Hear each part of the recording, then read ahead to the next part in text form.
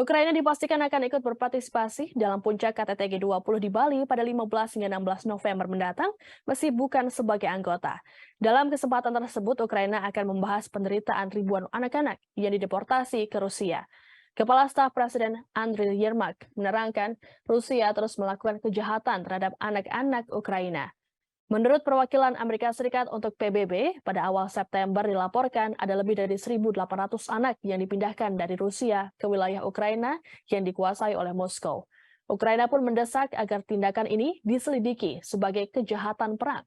Sementara itu, kantor kepresidenan Ukraina mengungkapkan, berdasarkan data dari Biro Informasi Nasional Ukraina, ada sebanyak 10.500 anak yang dideportasi secara paksa.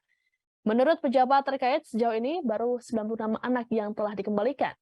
Bulan lalu, Kiev mengatakan sedang bekerja untuk membawa kembali 32 anak yang dikatakan telah dipindahkan secara paksa dari orang tua mereka dan diadopsi secara ilegal di Rusia.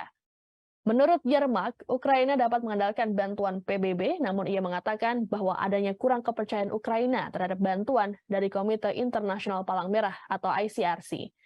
Rusia sebelumnya mengatakan pihaknya menawarkan bantuan kemanusiaan kepada mereka yang ingin melarikan diri dari Ukraina secara sukarela.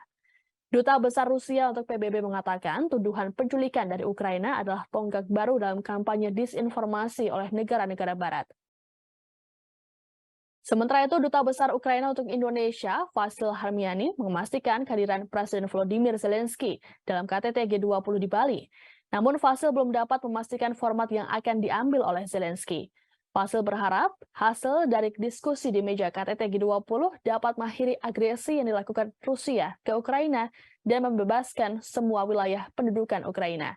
Sebelumnya, Presiden Joko Widodo mengaku sudah melakukan komunikasi dengan Presiden Zelensky dan Presiden Rusia Vladimir Putin. Jokowi mengatakan kehadiran Putin dan Zelensky mempertimbangkan situasi dan kondisi negara masing-masing. Meski begitu, kehadiran Zelensky berpotensi dilakukan melalui sambungan video atau virtual.